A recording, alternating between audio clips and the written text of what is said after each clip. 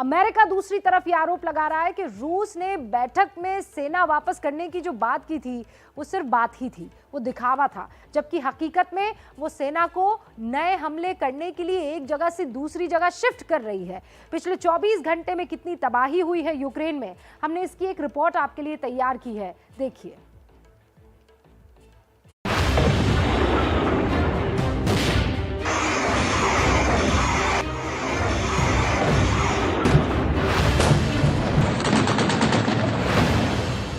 रूस और यूक्रेन के बीच बातचीत के बाद भी रूसी सेनाओं के हमले में कोई कमी नहीं आई है। पिछले 24 घंटे में तबाही की जो तस्वीरें यूक्रेन से आई हैं, उनमें भयानक बर्बादी दिख रही है। हालांकि कल रूस की तरफ से बैठक के बाद ये बयान आया था कि कीव में हमलों को कम किया जाएगा, लेकिन ग्राउंड पर ऐसा होता हुआ दिख नहीं रहा। हमले लगातार जारी है।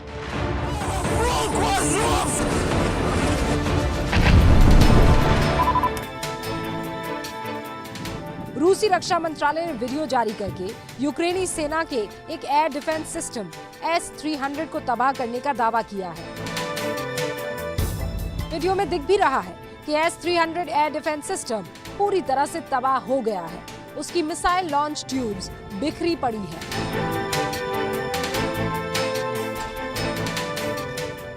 S-300 के जिस लॉन्चर से रूसी विमानों को निशाना बनाया जा रहा था, तस्वीरों में दिख रहा है कि वो भी हमले में बर्बाद हो चुका है।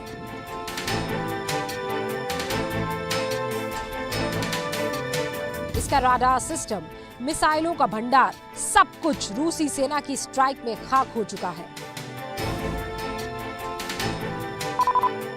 रूसी सेना की तरफ से हमलों की पूरी जानकारी दी गई है। इसी बात से आरोप लगाए जा रहे हैं कि शांति समझौते के लिए हुई बैठक में जो बात रूस की तरफ से कही गई थी, उसका पालन नहीं हो रहा है।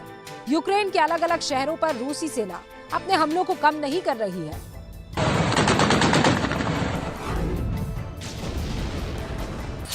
अमेरिका ने इस पर बेहद चिंता जताई है। पेंटागन ने बयान जारी करके रूस पर झूठ बोलने का आरोप लगाया है।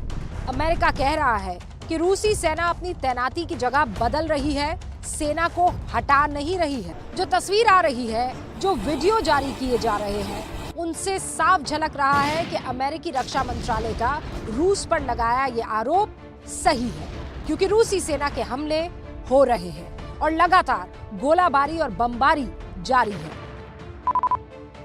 हालांकि तुर्की के इस्तांबुल में 29 मार्च को हुई बैठक को बेहद पॉजिटिव नजरिए से देखा जा रहा था। दावा किया जा रहा था कि बेहद सकारात्मक बैठक हुई है। रूस की तरफ से भी ये कहा गया कि बैठक में पॉजिटिव फैक्टर तो था, लेकिन अभी ये नहीं कहा जा सकता कि बैठक से कोई बड़ा नतीजा निकला है। रूसी रक्षा मंत्रालय के मुताबिक मिसाइल हमले में डॉनबास इलाके के एक बड़े फ्यूल डिपो को नष्ट किया गया है।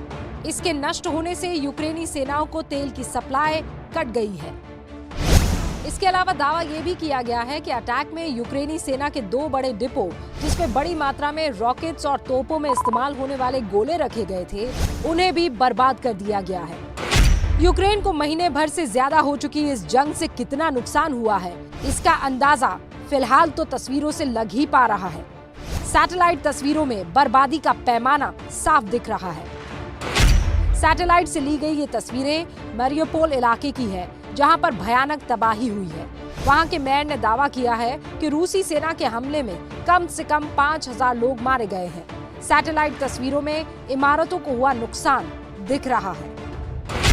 इतने बड़े विनाश की वजह से मारियोपोल में लोगों की हालत बेहद खराब है। ज्यादातर लोग तो यहां से भाग चुके हैं, लेकिन जो बचे हुए हैं उन्हें पेट भरने के लिए ना तो खाना ठीक से मिल पा रहा है और ना ही पीने का साफ पानी। दुकानों के बाहर लंबी लंबी कतारें दिख रही हैं। सैटेलाइट से तस्वीरें 29 मार्च को ली गई है। रेड क्रॉस सोसाइटी की तरफ से कहा गया है कि मारियोपोल में मौजूद लोगों के लिए जिंदगी बद से बदतर होती जा रही है। वक्त रहते अगर उनके पास मदद नहीं पहुंचाई गई तो सैकड़ों लोगों की जान जा सकती है। उधर यूक्रेन के उत्तरी इलाके चेर्नोहिव में भी हालात ऐसे ही है। वहां भी रूसी गोलाबारी में भयानक तबाही मची है। हर तरफ बस बर्बादी का मंजर नजर आ रहा है। हमले में चेर्नोहिव की लाइब्रेरी, शॉपिंग सेंटर्स, रिहायशी इमारतें, दूसरे सिविलियन बिल्डिंग्स को भी भारी नुकसान पहुंचा है।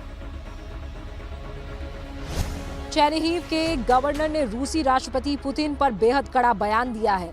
गवर्नर ने कहा है कि उनकी सेना यूक्रेन पर जिस तरह हमला कर रही है, उससे साफ है कि पुतिन के पास अब वक्त बचा नहीं है। वो अपने ताबूत में आखिरी कील ठोक रहे हैं।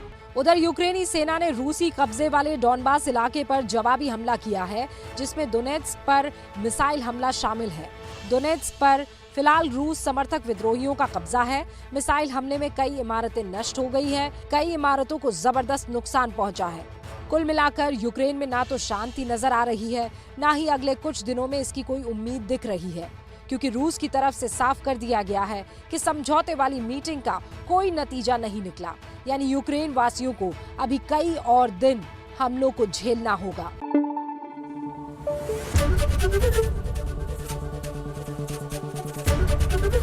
एबीपी न्यूज आपको रखे आगे।